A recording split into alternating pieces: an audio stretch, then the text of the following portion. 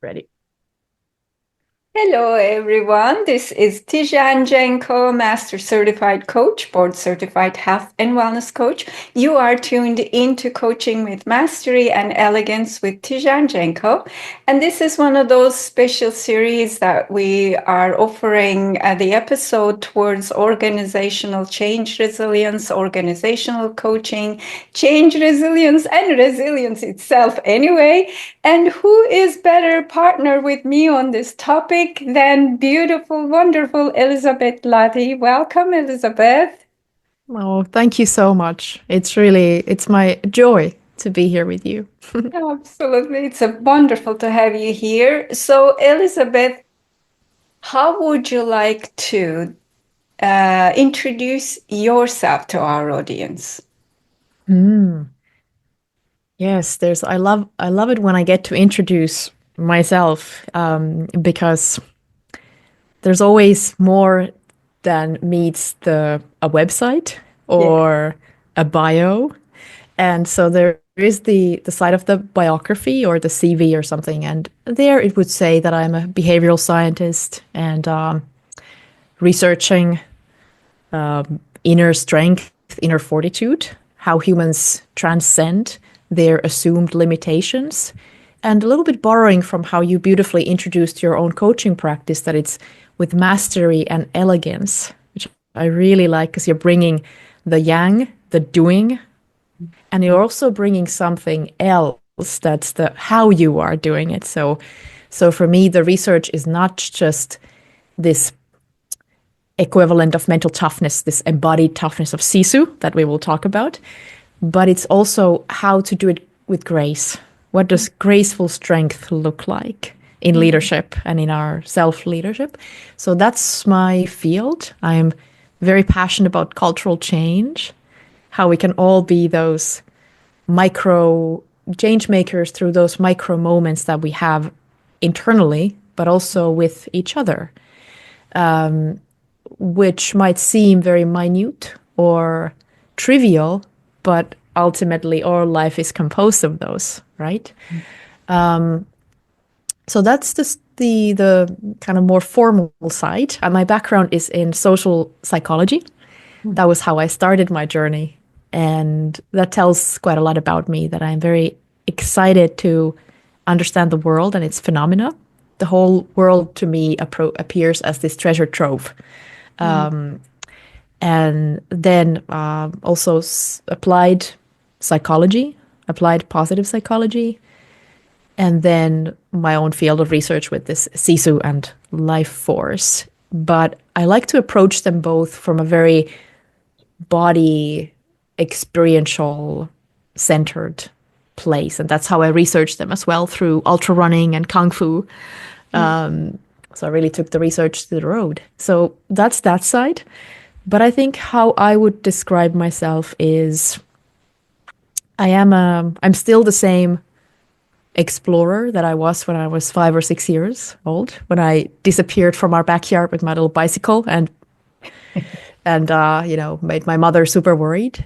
So I think I'm still on that same journey, and even more so now that I'm kind of past the turmoils of the ages between 20 and 30 and past 40. So there's even more of this courage just to allow life to show me something interesting in each moment. So I'm truly a researcher, but with the, a little bit of this childlike wonder sprinkled on top of it, actually, quite a lot of it. Mhm. Is that an okay answer?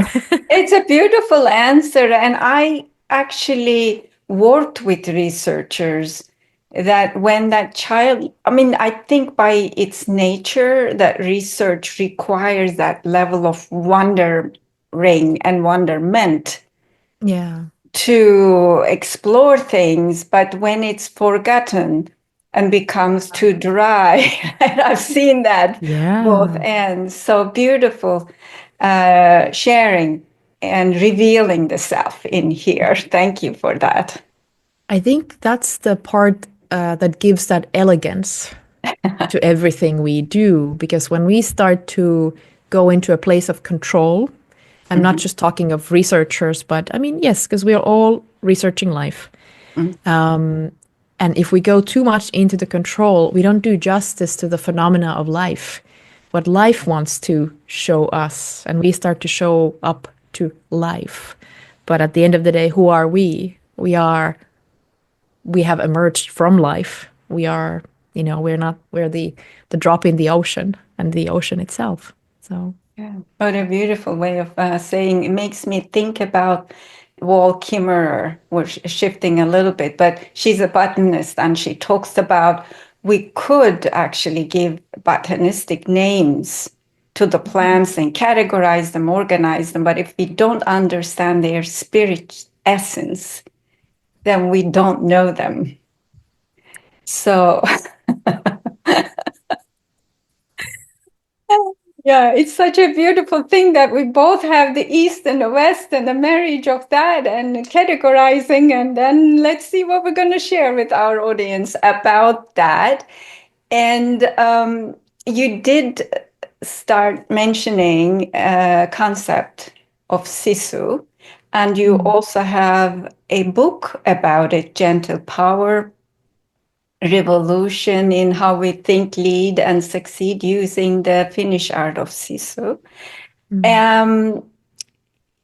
I think it is important for our audience to know that in my way of looking at the change as a change expert and a coach, I look at that often our conditioned responses and interpretation of what success is keeps us into the zone, which science or theories call it comfort zone. I call it known zone because I don't find people in that zone to be comfortable. They just know, and that may have created some false sense of safety for their nervous system or their instinctual structures, but I don't know if it is comfortable. And in any event, often that their relationship to change is determined by their relationship through that zone into the success. And so I would love for you, as we get into deeper into this topic, introduce the concept in your terms of Sisu and your appreciation and application of that concept as a social and behavioral scientist. How is that? I like that. And before I wander toward that rabbit hole, I do want to just mention that I like really a lot how you brought change into this and how our relationship to change determines how we end up acting and how we approach life. Do we contract or do we stay open? And I think throughout our conversations, I'll be using little examples from Aikido, for example, which is my way of, in an embodied way, really feel. What does it feel like, for example, change? When you are the one who's being thrown and then you have to, or you're invited to adapt into a form where you need to roll and you are thrown. And how do you even get up gracefully? And that's what life does to us all the time. We are in this constant flow of these energies. So, Sisu, to those who are totally new with the word and with the concept, it's 4 letters. It's spelled SISU, so it's Sisu. And its etymology comes from the word sisus. So you add an S to the end.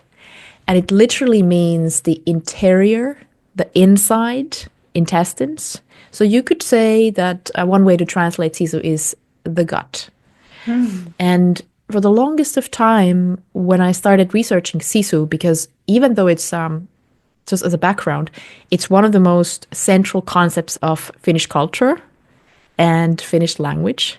And it's even said that you can't understand Finland or Finns without understanding Sisu. And right now, I mean, people are quite interested in Finland. We were, again, categorized as the happiest nation on earth. And Finns seem to be every year. It's happened 8 times now. We seem to be every time equally baffled why this is so. And we can even go to that conversation if we feel like it. But part of it is this idea that Sisu allows us the stamina and the resolve to see things through. And that is very important when we seek to create the foundations for a happy, or I more often use the word contentment, that we are content and we have this deep-seated feeling that we are, in a way, home, even though when things aren't easy. And right now we're living in a time in our history of human civilization where things are very tough. And whether, even if they're not tough, all of us will feel these ebbs and flows that we are going through right now. So this question of Sisu and are we able to find this inner strength is very crucial. So Sisu in the Finnish history, it has throughout its history denoted these explosive emotions that reside somewhere in the body. And the most common understanding of Sisu is that it is this perseverance that allows you to push through beyond your assumed capacities. So when we have come to a place where we feel that we have nothing more to give, and yet we stay a little longer with the task, we breathe into the situation that's there, even though our nervous system, our mind is begging us to turn away. And in those moments, many people report that they find this, what William James, I think, would have called second wind, or a third wind, or a fourth wind. And why this is so important is pretty logical, because that moment when we turn away is what defines what happens next. And are we able to follow through with a commitment? Are we able to follow through with behavioral change, which is not easy? Are we able to take action against very slim odds, which is one category of Sisu? So there's extraordinary perseverance when we exceed our assumed capacities of inner strength. Sisu is, secondly, an action mindset. So it is how we approach challenging situations.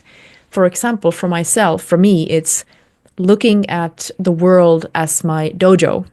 And dojo comes from Japanese martial arts, and it means the place of training, where the training and practice happens. And because I have this mindset that every person I meet, every adversity and challenge is my teacher, I'm able to go with curiosity toward that place of change that you mentioned, which means that I'm a little bit more relaxed, which then leads to the greater capacity for me to use my cognitive skills, less cortisol, greater chances to use my problem solving and all of these. And then thirdly, I'll just glance over these and we can always go back to them. But this idea that Sisu is this inner embodied fortitude. So it's not just cognitive, a cognitive skill, but it is actually something that we would research in embodied cognition. We're used to thinking mind as this control board, or that most things come from the mind. But with the latest research, and it's been going on for a very long time now, a couple of decades, slowly, but understanding the role of our intestines, our enteric nervous system, and understanding the intelligence of the gut as well. So we're slowly bridging this idea of mastery and elegance, we are bringing reason and intuition, we are bringing mind and the body to the rightful balance very slowly, but there seems to be a trend for that, and it's something that is going to be a huge benefit to us because then we get to be wholesomely on this road. What a beautiful unpacking. Thank you. And I gathered a couple of things that when I teach somatic or neurologic coaching, I often talk about partnering because I think that our composition is an enterprise. Every cell is intelligent. And so listening to you makes me think about Sisu is the partnership with the intestinal microbiome's intelligence and their collective Nicely put. decision Yeah. making and recognition of that and partnering for a another concept I often talk about, meeting our age and transforming our age Yes. into a new version. And that transformation sometimes is retraction. That's okay. Often Western Mm. cultures like no, no, go again. Well, it's my life, That's okay to stay at the edge, go backwards, go forward. But what you're talking often in I think in your expression is that there is a pathway, Mm. transformative spiraling pathway into the new version of the Mm. self. Even if that idea is to meeting and retracting, there is still a change occurring. Yes. And the partnership, gently, kindly partnering Yes. with that transformative powers, that's what's coming to me. Yes. And what you are alluding to now and what you're bringing in here is important. And I can see that this is really weaved into everything you do and actually how you are living. Because an example of how you are was how we made this podcast interview happen. Mhm. So it would be very normal for people who are high achieving. Sometimes we might adopt those kinds of patterns or operating systems that we're really just the only way through or forward is through and following through with everything as it has been planned. And we get rewarded for that as well. Yeah. And sometimes it can be a trauma response. It can be a coping mechanism that we keep going as we get a reward with each time when we follow through. So that's also one side of Sisu. Obviously, we need to follow through. But there's the other side that requires a little bit of courage to actually to inquire into. And that's the side of learning to feel into and understand when we need to actually slow down. And sometimes it might take more sisu to quit something, to change our mind Yeah. in a world where that might mean that we will not get that social reward. We might have to face these really difficult shadow feelings of we're not good enough, we're not strong enough. But what I noticed when we were planning for our podcast, and I had to rearrange, I think, a couple of times actually, and how beautifully you received me. There was not an inkling of energy of, oh no. And, we made our minds that this is where it's going to be.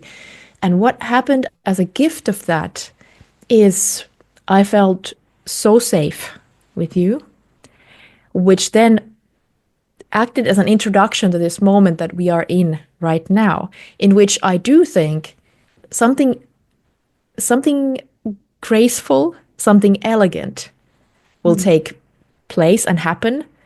In addition to us talking about things of mastery and insights and practical tools and all that, but there's an energy that comes when we are merciful with each other. And we go beyond the idea that things will fall apart if we don't constantly control each other and put a little tiny use of power to put a little guilt there. Okay, let's schedule, you know. But it's just, of course, let's make this, let's find a flow. And Yeah. it is oftentimes very difficult to let go of those, the tight fist of the mind. But every time when I do that, it leads to very beautiful things. And again, it requires us to have the yin and the yang, the soft and the tough. We need to follow through, but we also need to have a game eye, as we would say in Finland, that you can read the game of when do you need to slow down and take it easy. And in the context of Sisu, this would be self-care, for example, and having mercy on each other and ourselves.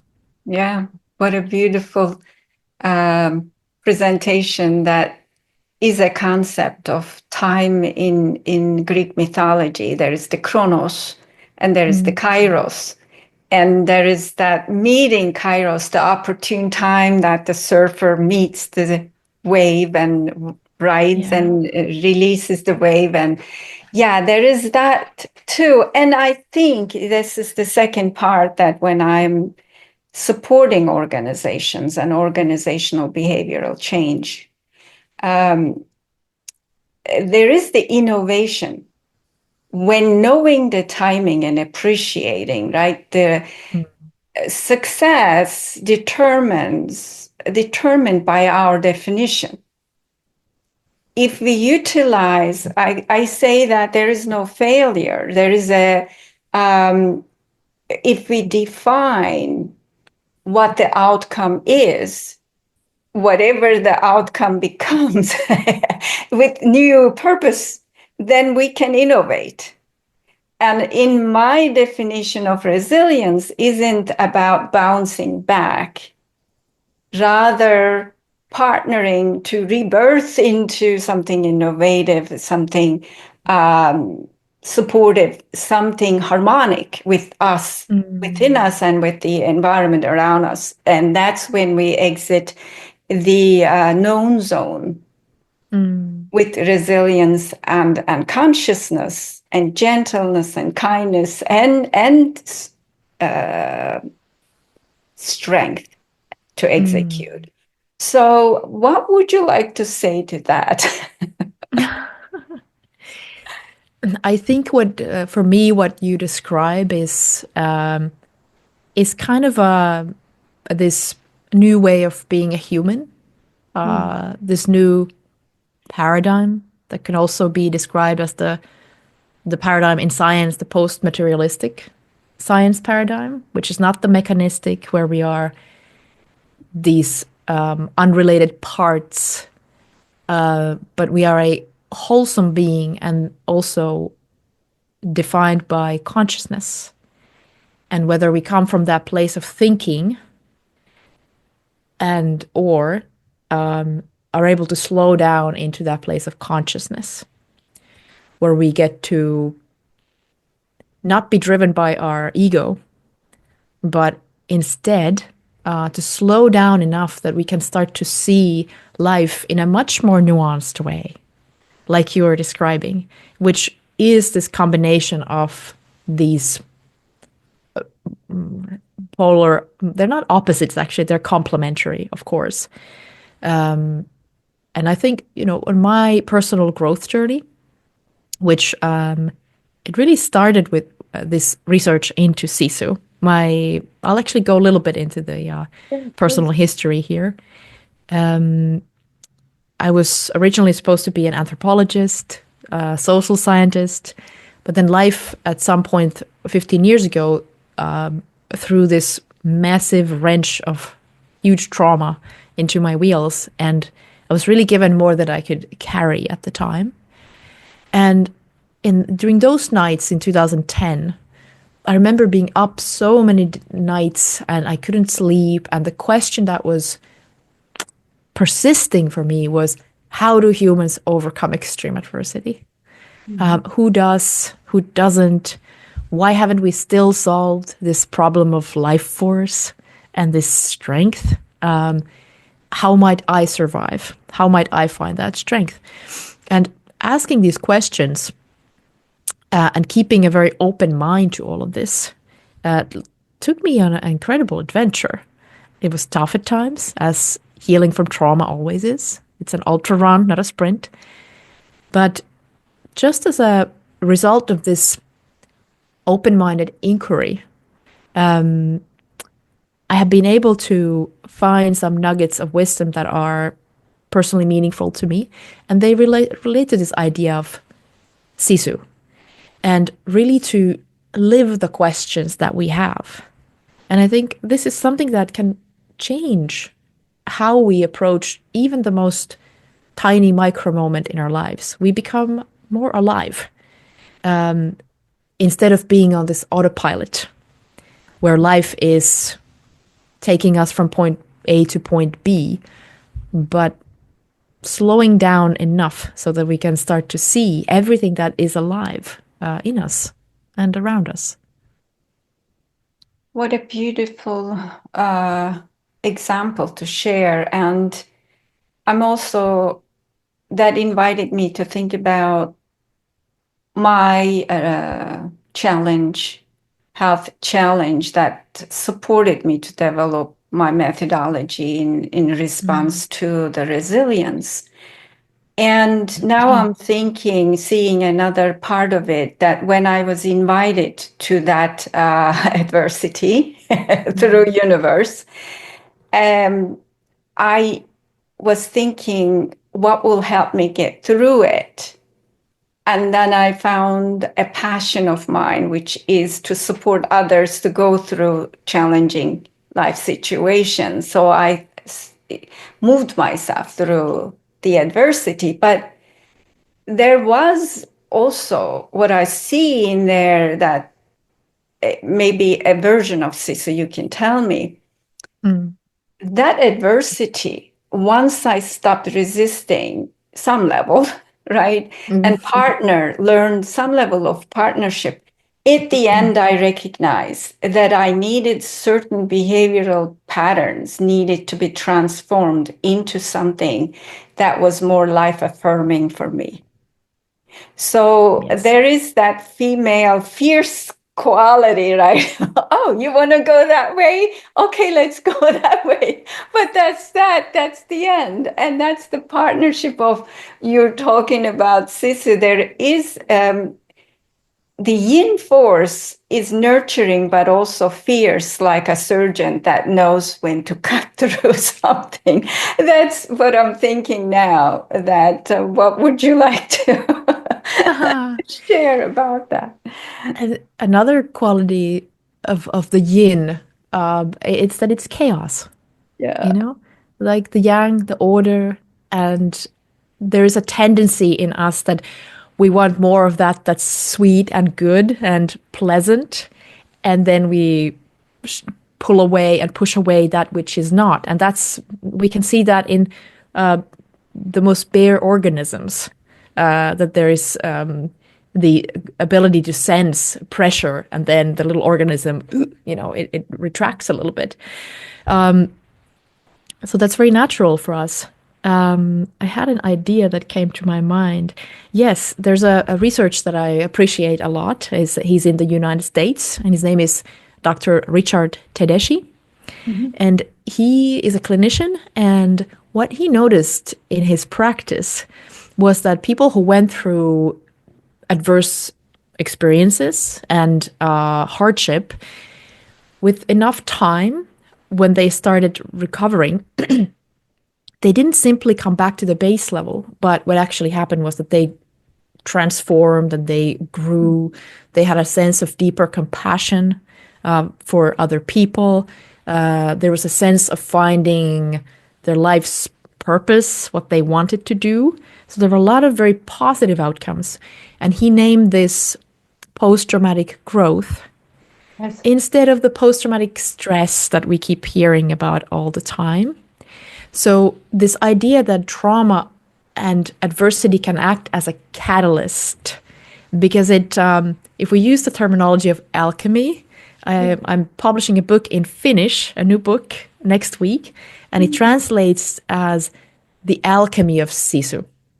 And why I use this name and metaphor comes from a lot of reasons, but for example, Carl Jung, who saw the nature of this alchemy as the idea that we transmute something in our subconsciousness. We do the shadow work and Yes. we transmute, I would say, for example, the lead of separation, the lead of our ego, of fear, anxiety, these emotions that are a bit more heavier, and we transmute them, transform them into the gold of connection, flow, of connection, togetherness, action, and love. And how to transform lead into gold? Well, the number one thing that you need is heat. You need to start raising the temperature so that the lead starts to slowly soften and it starts to melt. And with that melting, the second phase of alchemy, that it's possible to start separating the impurities from it. So when I started looking at adversity through this metaphorical lens of alchemy, it actually helped me personally quite a lot because I understood that there is a method to this madness. That when we go through these hard experiences, and if we are able to even welcome and surrender into the hard moment, we sometimes find that we actually are able to tap into more energy, into more Yes. life force. And this is seen in all the martial arts that I'm aware of and the little that I've practiced is that you cannot do those movements. You cannot take an ukemi and roll, be thrown in Aikido if you have a stiff body, if you're rigid. But it needs to flow. You need to allow the moment and the movement to kind of take you where it is taking you. And the pain comes really from resisting what is happening. And this has been my experience. While I say this, I always keep in mind that it's really hard to think like this when things are extremely tough. And I remember when I was in that dark forest or in that room with you're inside of the room and there's no doors, or there's doors but there's no handles. You do not know how to get out. And my only thing if someone who's listening is in that place is what I do there is I buy myself time by engaging with another breath and another breath and simply realizing how patience is really one of the most powerful and unsung qualities of Sisu. Sisu isn't just these bold acts that we do that end up in our CV and we look amazing and mighty and people talk about us, but it's actually the work that we do in silence when we need to breathe through those moments. And I just wanted to mention that and also send my just acknowledgement, for us also as a world going through a bit of a moment like that right now. Yeah, yeah. Thank you for that. I'm thinking about the word I often use, transcendence. Yeah. Transcendent. Once we transcend our current understanding or relationship to an experience or a thought, that mental construct, no longer is valid. That gets us disabled, numbed, froze. And when we change that into transcendent thought, our relationship and the mental construct freeze, and that there releases some level of energy that was dormant. And I see this literally every session that I have in my clients, that their complexion changes, the color comes, and there is that freedom that shows up. And that's and we need that, as you said it, the alchemy, the facilitative intelligence to help break the current construct into the new formation. Yes.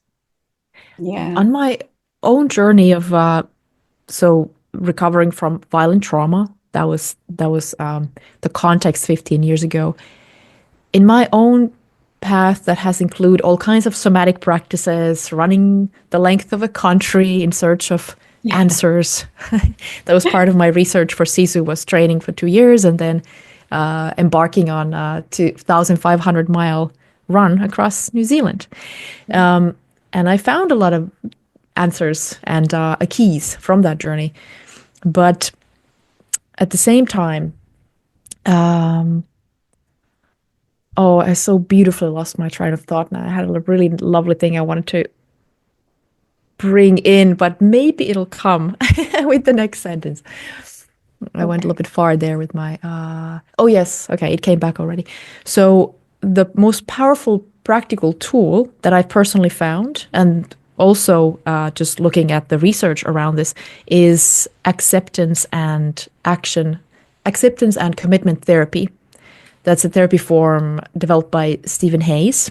Mhm. And in the core of that is this acceptance, as it's also in the name, that we are willing to feel the emotions. We're willing to look at the moment as it is and introduce an allowingness to it. So, what I do oftentimes still when I'm faced with a difficult emotion that I label as difficult and it feels hard, is I personally, what I do is I put my hand on my heart, Mhm. activating a little bit of the parasympathetic nervous system also.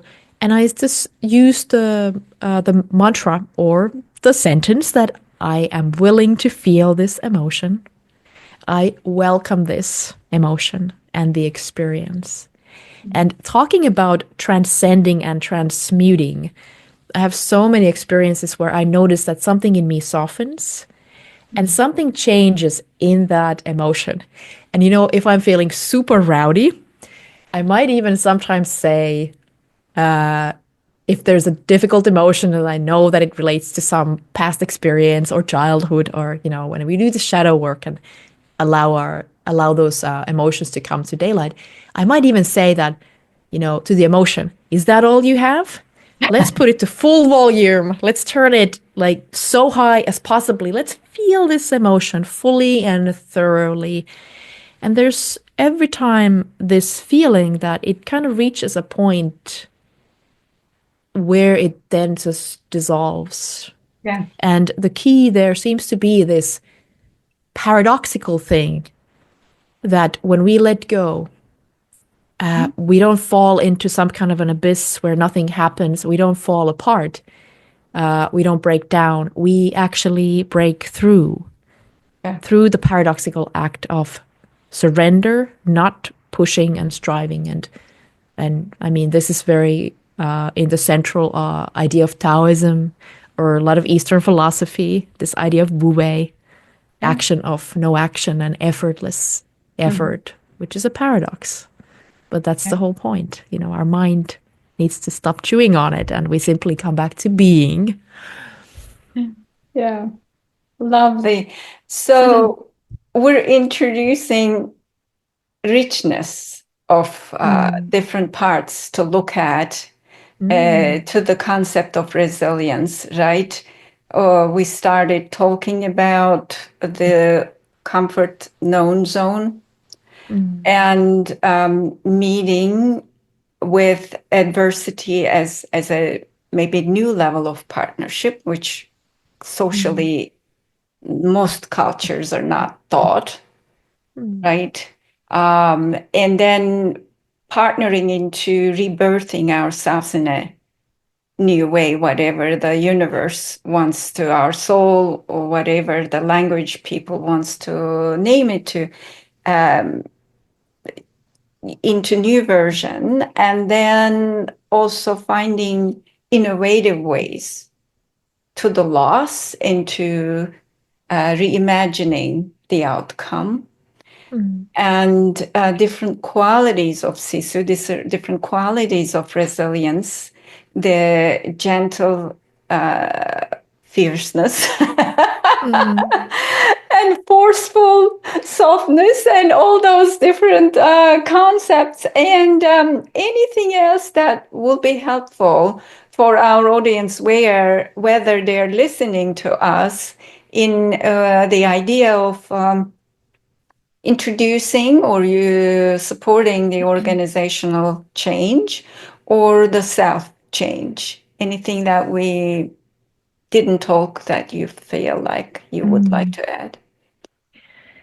Well, I would love to take us a little bit to the direction which of the body, and just giving a little moment for nervous system, because in my own work and research, it's been 12 or 13 years now of researching Sisu. And for the first years, I spent in the world of the mind, trying to understand the concept, and did a lot of work and laying the foundation for how do we speak of Sisu and what does it mean, and all these mental strategies and things. But where it seems to all root to and come back to is that because of our evolution and the hundreds of millions of years of avoiding, simply the point is to not die. You know, we are hardwired, as I'm sure has been expressed so many times in your podcast, you know, the basic premise that we seek to avoid suffering, we seek to avoid threat because it has survival value to us. So that's why we are extremely super tuned to notice any possible little threat, and which doesn't need to imply an actual danger, but it could happen, and it does happen in these environments between people. Even just you're in a different country, I am here, we're talking through this plastic metal window here, and yet we are in connection, and our nervous systems are in connection. And what the nervous systems are doing all the time, they are constantly tracking the answer to this one single question, that am I safe? Mm-hmm. And the answer of the nervous system to that situation is what really defines how well we are able to perform, how cognitively astute we are even going to be, how well we solve problems, how innovative we are. Because the moment the nervous system recognizes or it interprets a threat, it activates or it raises our level of our sympathetic activation, which takes us, it's often called the fight or flight mode. It puts us in defense, which we might not even notice. I like to call it that's the state when we're not in a dialogue. We become separate. Yes. And the other side of it is more on the parasympathetic activation. Of course, these aren't on and off. They are mixed always. But that's the space. It's the rest. It's when we are relaxed. It's the place that I call that we are in a dialogue. That's where we are able to co-create and create those beautiful things. You and I here, people in families, people in organizations, are able to be innovative, have a communication, not get hung up on each other's little things, you know, but we're able to see the person behind the titles and the appearance. And if there's one thing I wish every person would understand, and corporations would understand also, is the foundational importance of understanding how our nervous system functions. Mm-hmm. Being trauma-informed also, understanding that we come with our pasts and our presents into these interactive moments. And becoming what I call playfully a nervous system whisperer. Mm-hmm. Just like there is the horse whisperer who knows how to speak horse. It knows how to attune to the really, really sensitive nervous system of the horse. Because horses are so unbribable. They will sense how you're feeling. And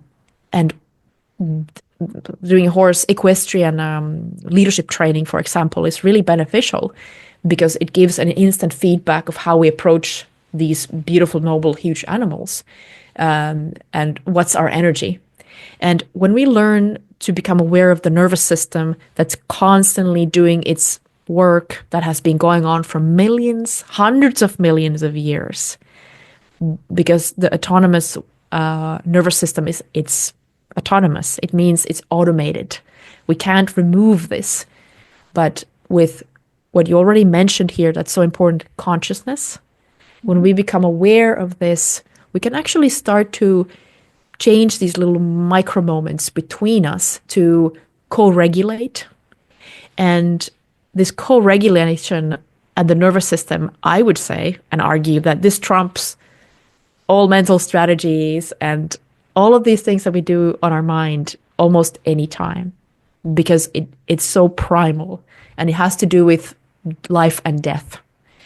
And so this is something I do want to bring, and why Sisu is so exciting to me is that it actually offers a equivalent of mental toughness to our conversation, which is the embodied toughness. And then when we start to understand how the body operates, our nervous system, our enteric nervous system, our microbiome, how we can create more balance in there, maybe even through nutrition, I think we are going to open up a very beautiful portal as a humanity of bringing these, the mind and the body into the union there need to be, so that we are able to figure out this transitional phase that we're in, and this mess really that we're in right now. Thank you for that introduction of the not new, but it's another riverbed into this conversation. And that makes me think that part of my organizational change resilience concept is to awaken leadership presence, to sense those reactive moments for the self and the other, and meet them in a more harmonic way to produce all-inclusive and nurturing response to all involved as humanly as possible. What a beautiful note to end here. So, Elisabet, anything else you wish to share? And if our audience are interested in finding you, your beautiful books and offerings, how will they go about and doing that? So I will first share where to go to find more, and then I will share a loving observation, because I want to really end on a high note, and it's going to be super easy doing this. So all my work and my links and links to Instagram and all these are at my website, which is Sisu Lab. So SISULAB.com. And so everything is there, and would love to hear from people. So I'm very approachable. So if there's any questions or anything at all, just drop a note through the contact. And my book, Gentle Power, it's available out there, and it's an introduction to Sisu. It is called Gentle Power, not Sisu, because it comes from that place of how to use Sisu in a constructive way. So Gentle Power is what I call the higher octave version of Sisu, which is us doing this conscious work with our leadership, where we blend and combine these different facets. And then to conclude, I just want to express my admiration for you. This has been such a wonderful conversation, and I appreciate how you're able to, you really have a skill for this, to beautifully connect the theories and the lived experience that we are discussing here into a really nice conceptual framework or an example. The first thing you mentioned was this: what's our relationship to change? And now you concluded with this, inviting people to kind of engage with their their leadership presence or something you said. I don't know if that's a concept you use Awakening. all the time, if you just created it right now here, but this really speaks to me. So I'm sure you're probably a super wonderful coach. So you're doing amazing work. I appreciate hearing that. Thank you, Elisabet. And it's been such a wonderful having you here, hearing your delicately presenting. In your culture and my culture, there used to be doilies that people weaved and created like a decors for their home. I Mm, feel like that's kind of energetically, cognitively, emotionally, we've done that here today. beautiful metaphor. Yeah, we're Yeah. weaving. Yeah. Exactly, weaving, and it's so lovely. And thank you so much for being here. And our audience, if you missed in the beginning, you tuned into Coaching with Mastery and Elegance with Tijen Genco and with my wonderful guest Elisabet Lahti. We've been talking about Sisu, organizational change, how to be an evolved human being. And concepts of Exactly. Let's do it. Let's evolve. yes, do it together. And yes, we will leave that with that thought. Thank you for being here, Elizabeth. Thank you so much. And lots of love from Helsinki, Finland. Yes, thanks.